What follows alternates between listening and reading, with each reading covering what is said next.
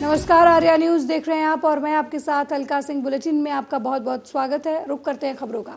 अति संवेदनशील जिलों में शुमार अलीगढ़ में सड़क के किनारे विस्फोटक रखकर पुरानी रंजिश में युवक को फंसाने की साजिश का पुलिस ने पर्दाफाश कर दिया है। पुलिस के द्वारा साजिश रचने वाले युवक को गिरफ्तार करते हुए उसके साथी की तलाश शुरू कर दी गई है। साथ ही पुलिस के द्वारा एक आरोपी को विस्फोटक सामग्री जब्त करते हुए हिरासत में लेकर जेल भेज दिया गया है और आगे की कार्रवाई शुरू कर दी गई है।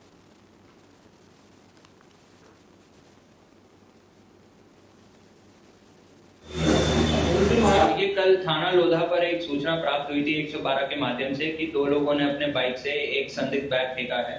112 की गाड़ी ने तत्काल मौके पर पहुंचकर पुलिस को थाना को सूचना दी और थाने से भी फोर्स आई। एहतियात बरतने के बाद बैग को अपने कब्जे में लिया गया और तत्काल रूप से एएस चेक टीम और बीडीडीएस टीम को भी बुलाया गया। तो बैग में ये पाया गया कि कुछ जो व्यावसायिक रूप से जो विस्फोटक पदार्थ यूज होते हैं उसको वो बैग में पाए गए और उससे संबंधित कुछ सामग्री पाई गई। इसको तत्काल संज्ञान में लेते हुए जब गहनता से जांच की गई तो ये पाया गया कि चांद मोहम्मद व्यक्ति द्वारा एक फर्जी सूचना दी गई थी जावेद और निजाम नाम के व्यक्तियों को फंसाने के लिए। इनका इस पूरा विवाद का प्रकरण नौझील मथुरा से संबंधित है।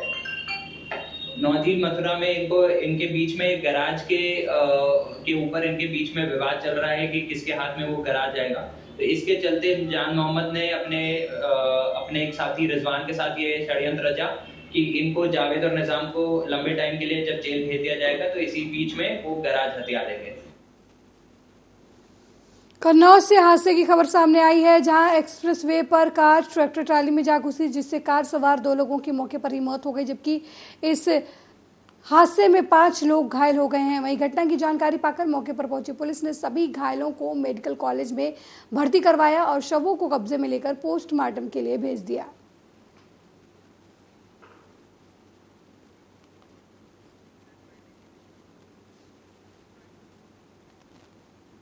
और यहाँ पुलिस को बड़ी कामयाबी मिली है। पुलिस ने महिला के साथ लूट की घटना का खुलासा करते हुए मुख्य आरोपी को गिरफ्तार किया है। आरोपी के पास से नकद रुपए भी बरामद किए हैं।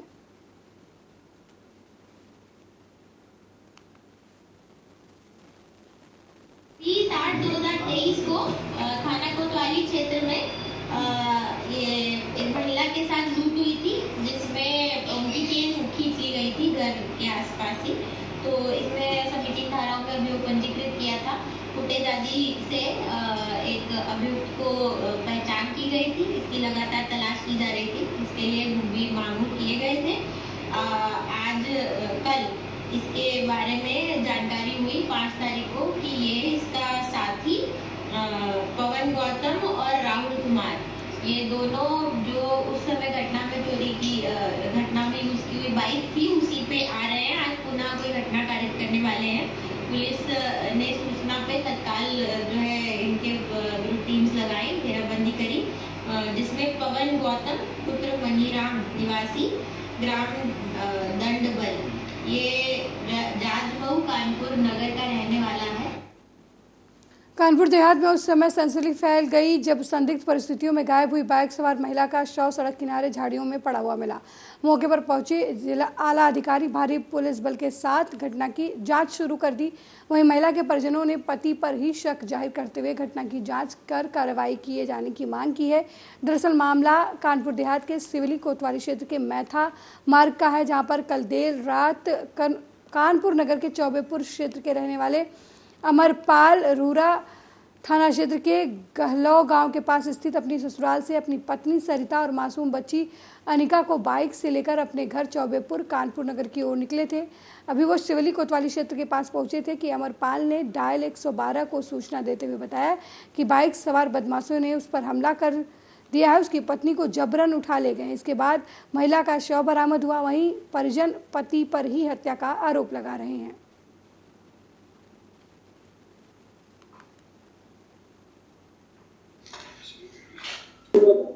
हुआ ये था कि कल शाम को इनके हस्बैंड रमनपाल जो कि चौबेपुर थाना ये इनके घर गए थे लेने के लिए। वही 7 बजे तो ये घर नहीं उनके गए थे। 100 मीटर पहले बोला कि आप रेडी है ना, हम लेके आ रहे हैं। तो लेके आए हैं। तो अगर घरों से आप चौबेपुर जाएंगे तो टूरिस्ट मार्ग यूज करेंगे, ना कि आप मैथा तो लोकल का। तो रात के समय तो यूज ही नहीं करेंगे। तो इन्होंने 8 बजे घर में फोन किया मेरे मामा को कि हमें बदमाशों ने मारा, बचा लिया। तो क्योंकि उन्होंने ये नहीं बताया कि उनका सरिता कहाँ है, जिनकी पत्नी है। तो हम लोग जब यहाँ आए तो रमन के पास रमन की लड़की 5 साल की अनिता मिली बैठी, ये लेती थी, उनकी गाड़ी खड़ी थी। अगर कोई छीना झपटी होती तो गाड़ी नहीं मिलती, लेकिन गाड़ी बाकायदा जैसे हम लोगों की ऐसे खड़ी, इस जाते खड़ी थी, हटानी नहीं, वहीं खड़ी रही। तो यहाँ मामला ये आता है कि शाम को हम लोग पूरा देखते रहे, शाम को यहाँ की बॉडी नहीं मिली।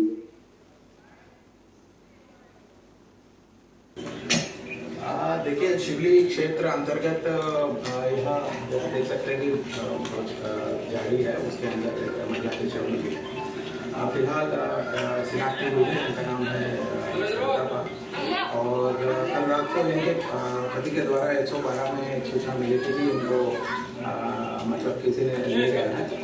और लेकिन परिवार के सदस्य ने कल रात से भी उन्हीं के पति रमन पाल के ऊपर आरोप लगाया और तहरीर भी उनके नाम पे दिया क्योंकि इनकी गतिविधि और इतिहास पहले से मतलब संदेह तो जो लेडी है सत्ता जी, उनके पिताजी माताजी सबने उनके ऊपर आरोप लगाया और उन्होंने मतलब तहरीर उनके दिया। उसी के आधार पर रात हमें दाखिल की और पति हमारे हिरासत में है और बाकी टेक्निकल सर्वेलेंस और अन्य जितने भी हमारे सामने आए हैं उन सबके आधार पर हमने एक और व्यक्ति संदेहास्पद व्यक्ति को भी हिरासत में ले लिया है।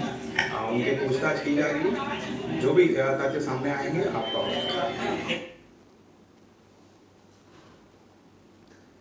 वहीं सतना जिले की मैहर विधानसभा अब जिला मुख्यालय के नाम से जानी जाएगी। प्रदेश सरकार ने 97 जिले के रूप में मैहर को जिला बनाने की घोषणा की है, जिसकी नोटिफिकेशन भी जारी कर दी गई है। विंध्य की राजनीति को गरमाने वाले ऐलान करने के साथ मध्य प्रदेश में मैहर को लेकर क्रेडिट की होड़ मच गई है। बीजेपी से बागी विधायक नारायण त्रिपाठी ने कहा कि मैहर का जिला बनना नारायण त्रिपाठी की बलिदान का नतीजा है। नारायण त्रिपाठी ने कहा कि मैहर को जिला बनाने की घोषणा कमलनाथ ने की थी, जिसका क्रियान्वयन सीएम शिवराज सिंह ने किया है। वो पूर्व सीएम कमलनाथ के साथ ही सीएम शिवराज और नरोत्तम मिश्रा को धन्यवाद ज्ञापित करते हैं। विंध्य जनता पार्टी का ऐलान कर चुके नारायण त्रिपाठी का कहना है कि उनका दूसरा टारगेट अब विंध्य प्रदेश है।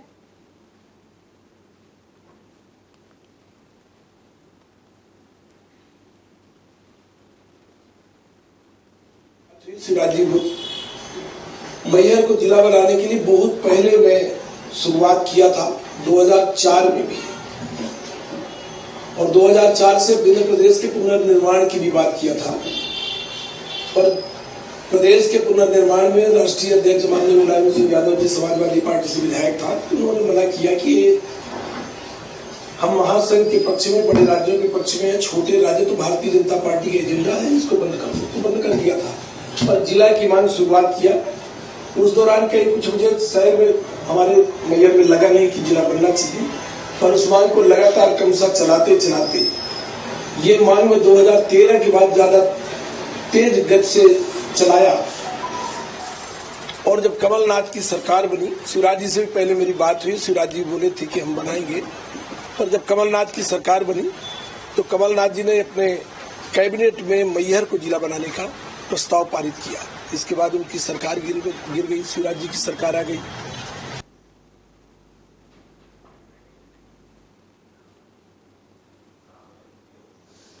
वहीं भारत निर्वाचन आयोग ने मध्य प्रदेश में होने वाले विधानसभा चुनाव की तैयारियां पूरी कर ली हैं। इस बार 5,52,00,000 वोटर मध्य प्रदेश की नई सरकार चुनेंगे, जिसमें 18,86,000 नए मतदाताओं का भी योगदान होगा। मध्य प्रदेश के प्रवास पर आई चुनाव आयोग की टीम ने यहां राजनीतिक दलों के साथ ही पुलिस और प्रशासन के अधिकारियों के साथ मैराथन बैठक कर चुनावी तैयारियों को अंतिम रूप दिया है। इसके बाद पत्रकारों से चर्चा करते हुए मुख्य निर्वाचन आयुक्त राजीव कुमार ने कहा कि मध्य प्रदेश में निष्पक्ष विधानसभा चुनाव कराने के लिए तैयारियां पूरी हो गई हैं।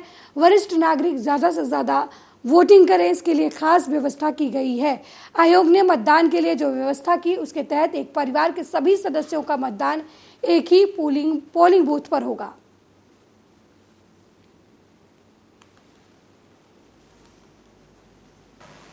और आगामी चुनाव यानी लोकतंत्र के त्योहार में बढ़ चढ़कर हिस्सा लेने के लिए आपके माध्यम से मैं सभी मध्य प्रदेश वासियों से, सभी वोटर से आह्वान भी करता हूं, वो अपने मताधिकार का प्रयोग करने अवश्य आएं, ऐसा उनसे अनुरोध है, आग्रह है।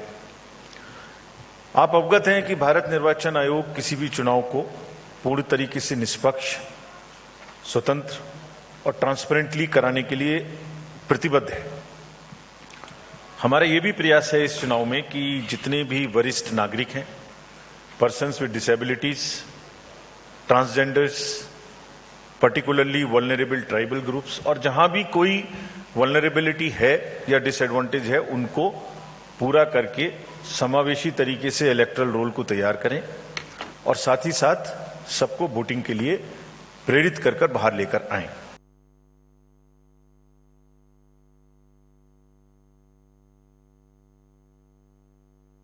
एमएलसी श्याम नारायण उर्फ विनीत सिंह के राजनीतिक दांव जग जाहिर हैं, मगर कुश्ती दंगल प्रतियोगिता में दांव लगाना बहुत कम ही लोग जानते होंगे। राजनीति के अखाड़े में विपक्षियों को पटकनी देने में माहिर विनीत ने कुश्ती दंगल प्रतियोगिता में बिना मिट्टी को हाथ लगाए पंजा दांव से पहलवान को चित कर दिया, जिसका वीडियो अब सोशल मीडिया पर वायरल हो रहा है। जिसमें प्रतियोगिता में मुख्य अतिथि विनीत सिंह ने पहलवान से हाथ मिलाया, जिससे वो छुड़ा नहीं पाए। थोड़ी देर बाद विनीत ने अपने दोनों हाथों से पहलवान को पटक कर दांव लगाया और पहलवान को चित कर दिया। इस मौके पर विनीत सिंह ने पहलवानों को अपने भारत के प्राचीन विधा पहलवानी को बचाने का आह्वान किया। कहा कि पहलवानी शारीरिक बल से नहीं बल्कि सतर्कता और सजगता के बल से ही लड़ी जाती है। उन्होंने इसे बचाकर खूब मनोरंजन करने को कहा।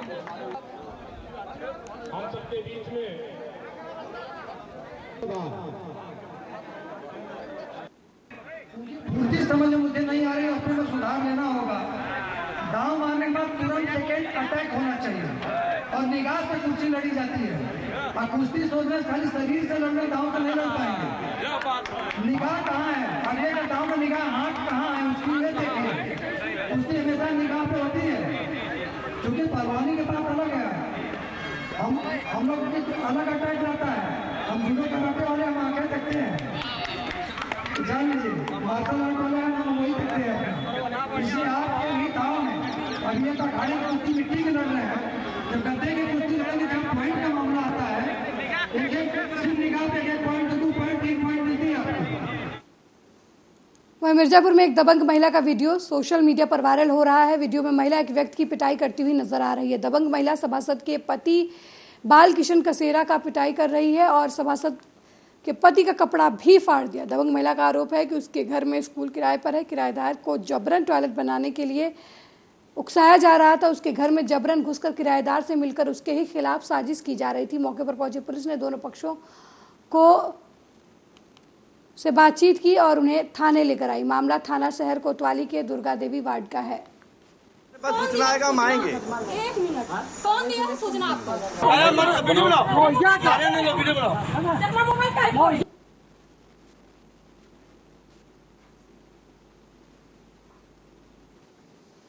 वहीं कन्नौज के गुरसहायगंज में दबंगों ने सिम खरीदने गई युवती से छेड़छाड़ की। युवती से अश्लील हरकतें की। पीड़ित का आरोप है कि कोतवाली पुलिस ने शिकायत के बावजूद इस मामले में कोई कार्रवाई नहीं की। अब पीड़िता परिवार के साथ न्याय के लिए एसपी ऑफिस पहुंची और एसपी को प्रार्थना पत्र देकर दबंगों के खिलाफ कार्रवाई की गुहार लगाई है।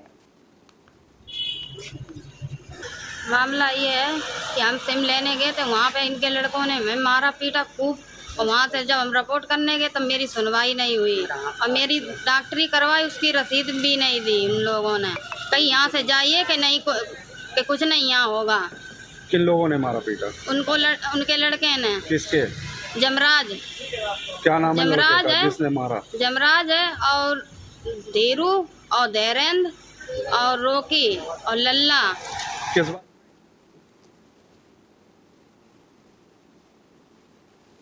वहीं बीजेपी नेता डॉक्टर रजनीश सिंह ने पीएम मोदी को पत्र लिखा है। 2024 का लोकसभा चुनाव अयोध्या से लड़ने के लिए अनुरोध किया है। मोदी अयोध्या से लोकसभा चुनाव लड़े। डॉक्टर सिंह ने काशी की तरह लाखों राम भक्तों की इच्छा अनुसार राम जन्मस्थली अयोध्या से 24 का चुनाव लड़कर देश को पूर्णतः राम राज्य स्थापित करने के लिए प्रधानमंत्री मोदी को पत्र लिखा है।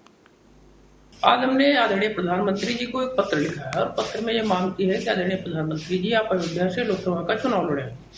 अयोध्या से लोकसभा चुनाव लड़ने की मांग मेरी इसलिए है क्योंकि जिस प्रकार से आदरणीय मोदी जी ने काशी का प्रतिनिधित्व करते हुए काशी की एक महत्ता अंतर्राष्ट्रीय फलक पर स्थापित की है, ठीक उसी प्रकार मैं ये चाहता हूँ कि अयोध्या में इतने सारे विकास के काम हो रहे हैं, मर्यादा पुरुषोत्तम भगवान श्री राम का मंदिर बन रहा है, एयरपोर्ट बन रहा है, हॉस्पिटल बन रहा है, ऐसे तमाम हजारों हजार करोड़ के विकास के काम चल रहे हैं।